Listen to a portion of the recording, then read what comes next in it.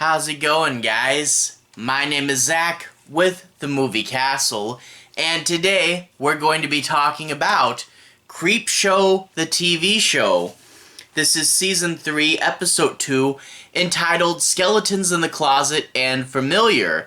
This is, of course, the Shudder TV series. However, if you're watching around the time when this comes out, AMC likes to air these episodes on their channel around Halloween time, which is always really cool to see them there.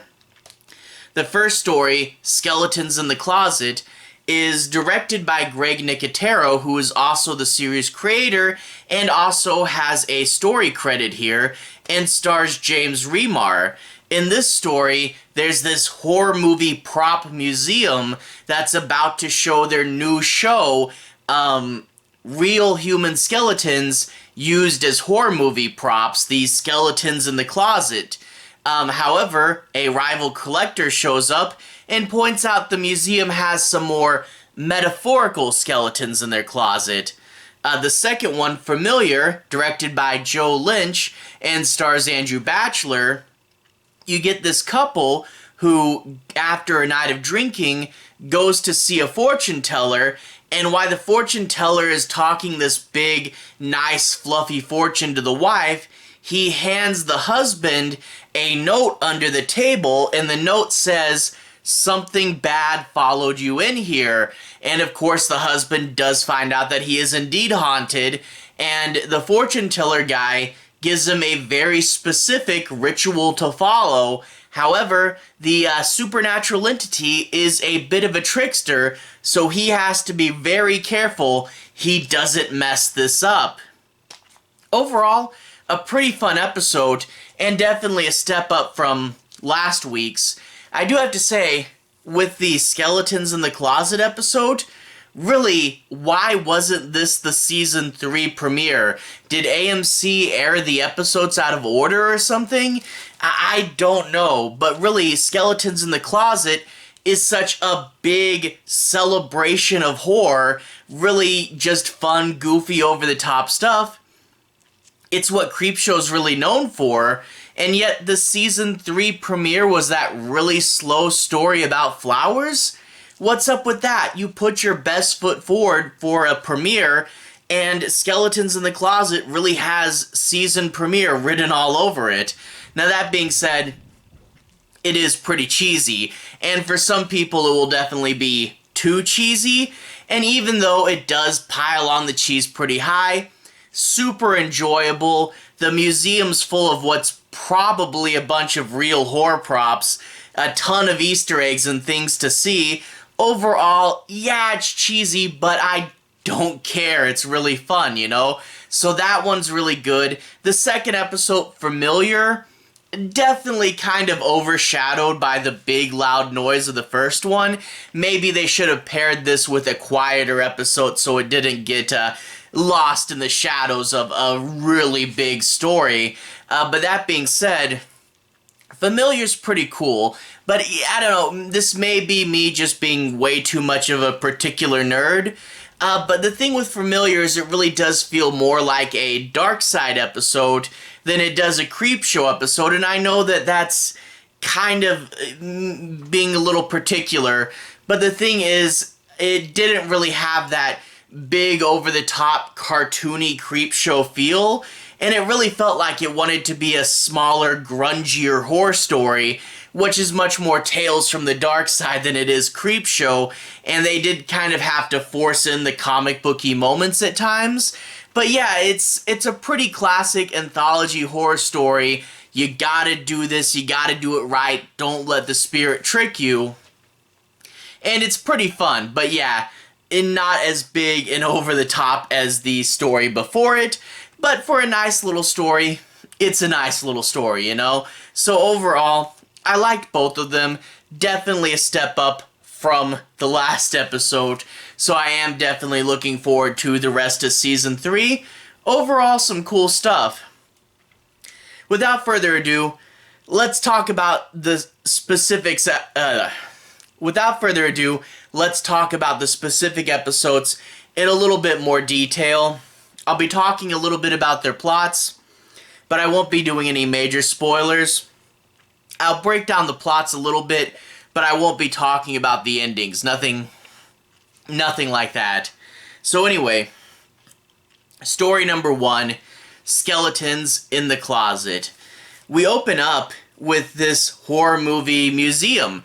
All these props. Now there is stuff like Captain Kirk's chair, which isn't horror movies, and it's kind of weird it got stuck in there, but it's stuff nerds would like, you know? So it's a bunch of horror movie stuff, and they actually open up right in the very beginning. They have a box that has a phantasm sphere in it. Pretty cool. They said most of them had been bought up, but this one Coscarelli's mom had in her attic, and they were able to track it down, and it's got its little blades out and the little drill below it.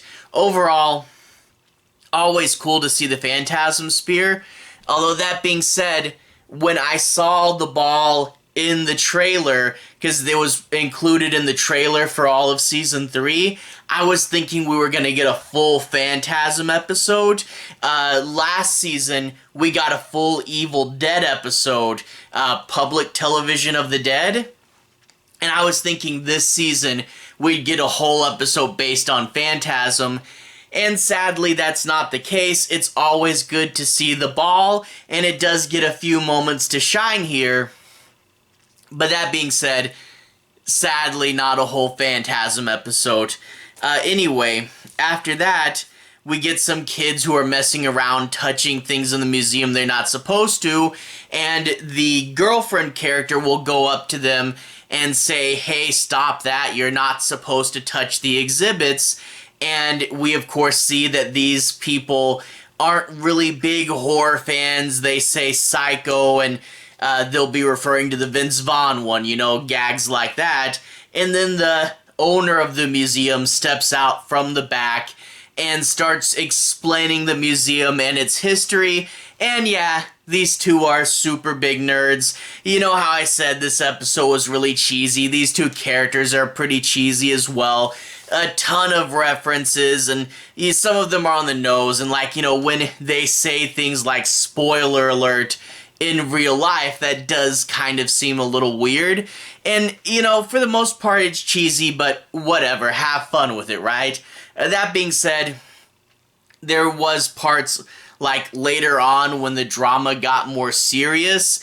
It's like something horrible happens, and then the girlfriend character quotes Rosemary's Baby. This isn't a dream, it's really happening. And okay, that was a little bit taking away from the moment, but again, whatever. Anyway, around the museum is obviously a ton of Easter eggs and a ton of references, and I don't have time to list them all, but we obviously get the Michael Myers mask, the Jason mask, the Freddy glove, and then going on from there, Mother from Psycho is here. There's a license plate, which I'm pretty sure is Christine's license plate. And there's actually, the Creepshow ashtray is here. In the first Creepshow, there was an ashtray that would appear in every single sketch. And I think it showed up in the show before, but I'm not 100%. I think they might put it in one episode a season. I need to really look and see how often it appears, but the Creepshow ashtray is in the museum. Another thing that really got me, you know, there's a ton of Easter eggs and references here, and I'm trying to look and see what all of them were. And then I saw this weird little puppet guy, and I was like, okay, I've seen this thing before. What is it? And it was like on the tip of my tongue for so long, and then I finally figured it out. It's this creature called Gawilliam that's actually from Alter. Alter's this YouTube channel that puts out a bunch of short horror films, and Gawilliam was this weird little puppet character that had been in a few of their episodes, and he made it onto Creepshow. That's pretty cool. I like the idea of Creepshow referencing internet stuff inside the show as well. You know, Alter puts out a ton of these little short horror films, and hey, getting referenced on Creepshow, that's pretty cool. But anyway, Yeah, a ton of references, a ton of cool stuff. There really needs to be a Easter egg breakdown video just for this episode. I would be interesting if someone could catalog them all. But anyway, after that, they're visited by this rival collector character. Earlier in the episode, the rival collector had outbid him on a few horror movie props, and he explains that the rival collector had a rivalry with his father before his father died, and the two were kind of arch enemies. But this guy shows up right before they close and insists on seeing these skeletons in the closet show early, and he pulls the rope, the curtains come open, actual human skeletons that had been used in horror movies, which really was the practice of the time. You know, local medical schools were done, they were cheaper and more realistic than trying to make them from the ground up. Yeah, use human skeletons, you know, so there's a whole bunch of them. But the collector points at one specifically and says, this is a really famous one, it's a holy grail for collectors, but why no one has been able to get this before is because it was buried. It was returned to the ground and given a proper funeral. And it was stolen from its grave only 3 days ago.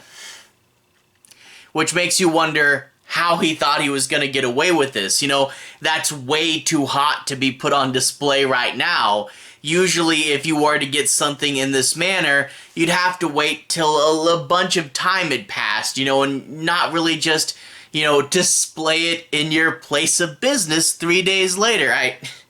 I don't know about that. But anyway, the rival collector says, I won't turn you into the police if you give me this prop, and the guy's forced to make a decision.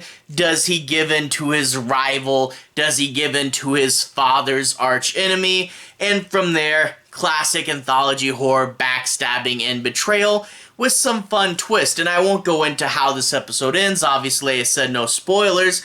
But one thing I really do like, towards the ending, they start to recreate some famous horror movie moments. Some scenes almost shot for shot from famous horror movies. And that was really cool. Plus, with everything getting bigger and crazier, it's what it set up in the beginning, and here we get the payoff. Here we get everything going nuts.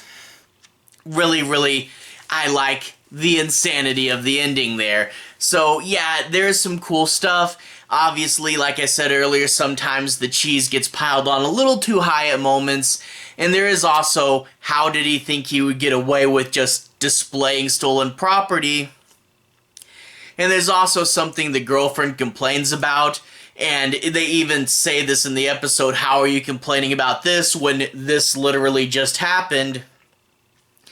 But again, it's a case of, yeah, I know the fault's there, but what do I care? It's fun, you know? Anyway, after that, Familiar. And in Familiar, we get, again, a drunk couple. He's a lawyer, and she's a sculptor, and you're getting the sense that, you know, they're a young couple. They're both just starting to find a little bit of success in their respective fields, so overall the future's bright for them. That's really good. After a night of partying, they see the fortune teller. They go into a shop, and the fortune teller's a pretty funny guy, you know. I have something important to tell you. I take most major credit cards, you know, stuff like that. And they do give him a few jokes, and it is really funny. But they go in there, and the fortune teller starts talking to the wife, telling her a bunch of stuff she wants to know. And he gets a piece of paper, writes something down, and slips it to the husband. Something bad followed you in here. And he tries to go about his day acting like nothing happened. But of course, he's haunted.